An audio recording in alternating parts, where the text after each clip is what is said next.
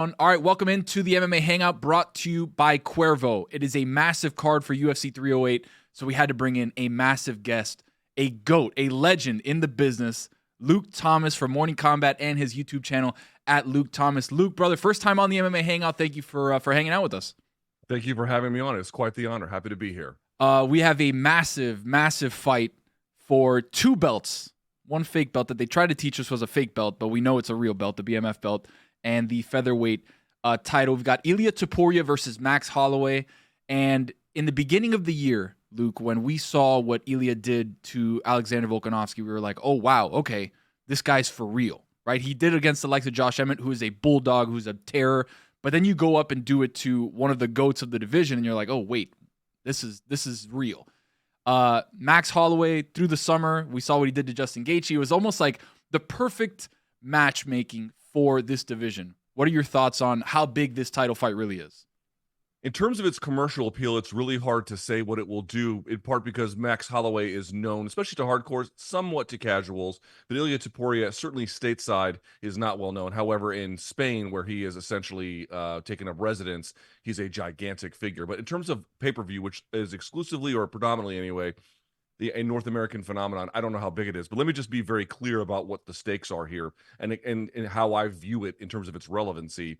This is the very best fight you can make in all of MMA right now. Wow. This is it. There is not a better one you could make between two other guys. You can make bigger fights, potentially, a Conor McGregor versus X or Y, but this is the best, in part because Max Holloway is easily one of the three best champions this weight class, I should say decorated champions that this weight class in 145 has ever had.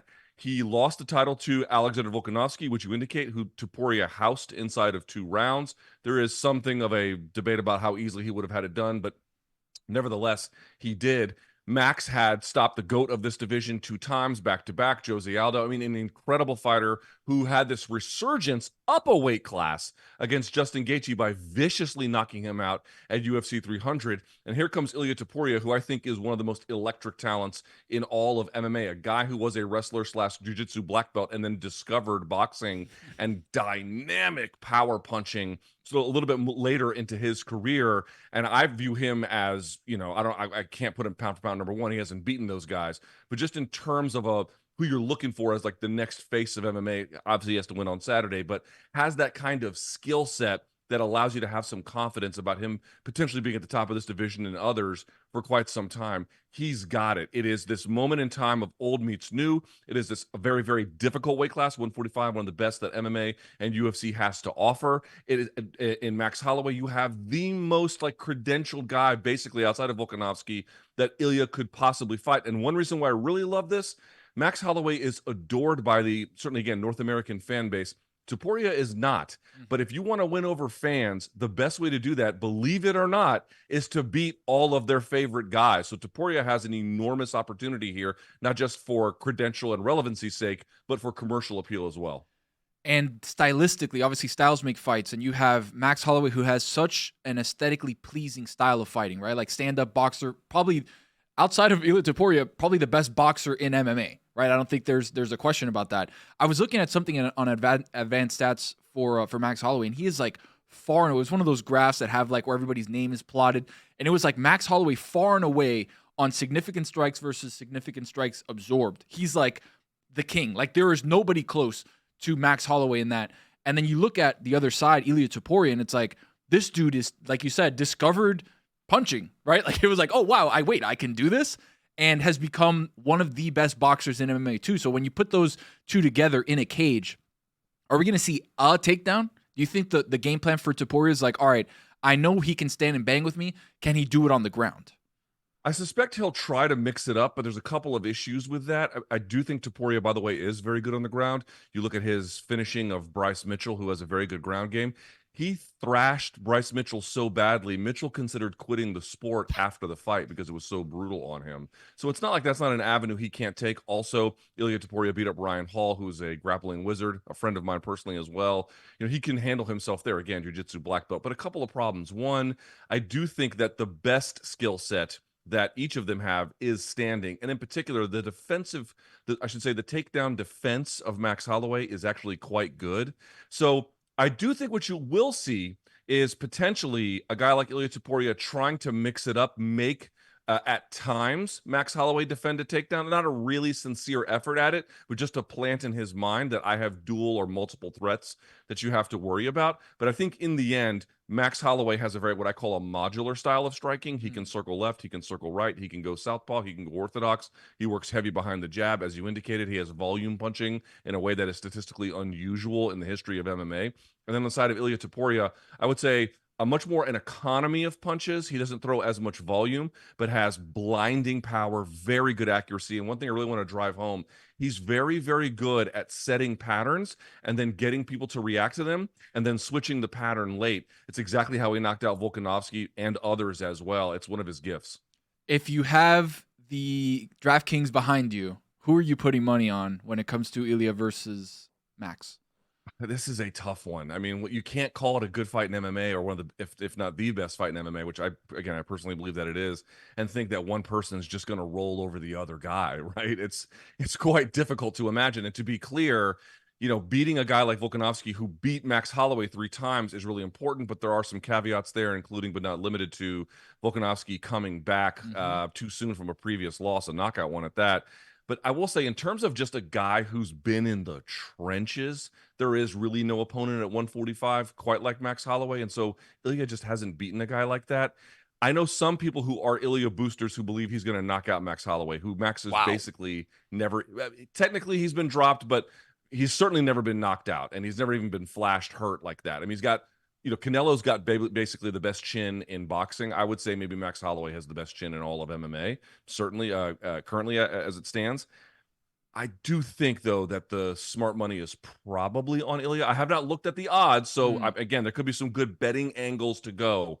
But just head-to-head, I think a guy who is as well-rounded as Ilia, who is as driven as him, who doesn't have nearly as many miles on him, and is accurate, has great timing, great combination punching, and I can't overstate it, blinding power that we know. He has fought at 55, by the way, Ilia Topuria, and he sent his opponent, Jai Herbert, to the land of wind and ghosts with a single punch. I mean, he is a dynamite puncher. That's just a little bit too much for me, even for a resurgent and incredible Max Holloway. One word answer: better chin, Cheeto or Max? Ooh, because he said he had the best chin in MMA, and I'm thinking Cheeto, and it's like I was in the building for UFC 299 when Sean hit him with the knee, and I was in the upper deck and heard the knee from the upper deck and I was like, oh my god, he didn't move. Like that would have killed a man, and Cheeto just like the Terminator just like stood back up. You asked for one word. I'll just make it brief. I can't give you that. It's pretty close, but I will say that Max has fought more guys who've tested his chin. Although when Cheeto's chin gets tested, it answers it every time. So keep that in mind. Going to the co-main event, which is a banger. We are just crossing our fingers and hoping this one makes it to fight night or fight day because it's a Abu Dhabi card starting at 2 p.m. Middleweight co-main event, Robert Whitaker versus Hamza Chimaev. Finally, we get to see Hamza tested in a real way.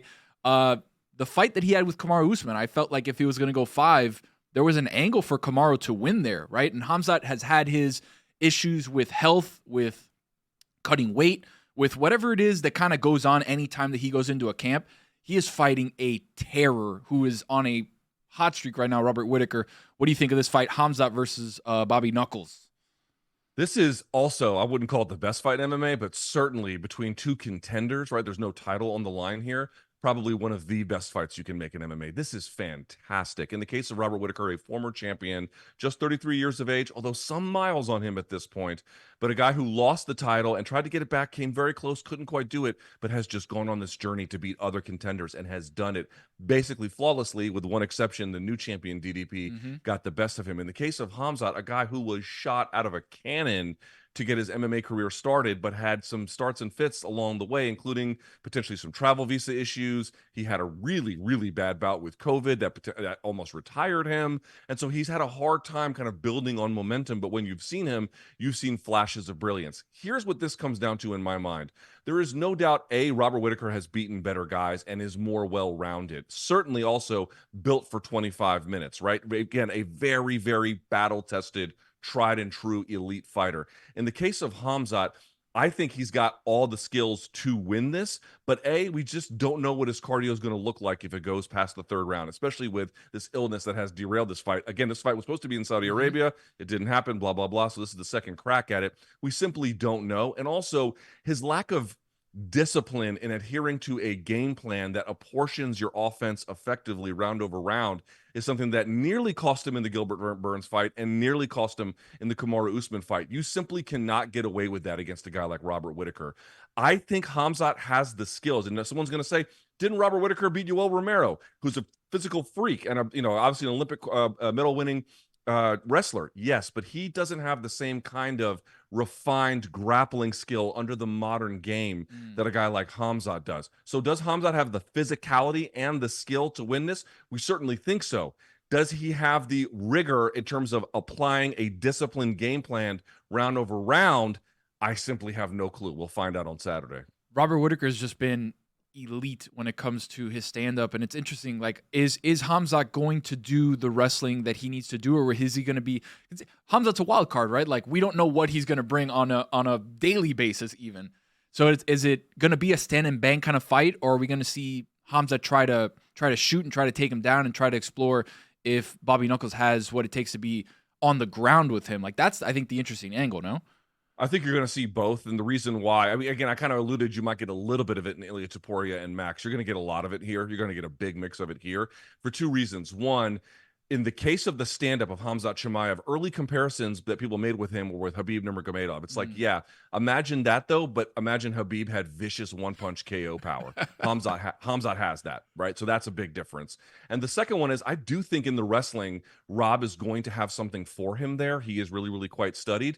But the problem that he's also up against is you look at a guy like DDP. DDP was able to take Robert Whitaker to the ground by just sagging his weight because there is a physicality difference there. And he used something called a Sao or a Tozy pass. I won't explain the details except to say there's different kinds of passing to get around someone's guard. Mobile or like really grinding, hard nose, manipulate your body in some kind of pressure passing way. And it was the latter, and it really had an effect on him. It worked. Hamza can do all of that. And so I do think that Whitaker is going to be studied, but Hamza presents big-time threats in a lot of different areas. And again, the physicality difference, I do think if Hamza is dialed in, will show up over time. Two bangers of fights plus a bunch that we weren't able to get to, but go out and watch UFC 308. Luke Thomas, you can plug in on his socials. You want to plug them real quick so people can follow you? Yeah, I'm just at Luke Thomas News in most places, and then youtube.com/Luke Thomas. And part of Morning Combat, a vertical of All the Smoke, part of Metal Arc Media and DraftKings. So, Luke, thank you for hanging out, dude. We're going to definitely have you on again to maybe recap or preview stuff throughout the year. Anytime. Thank you for having me. Thank you, bud.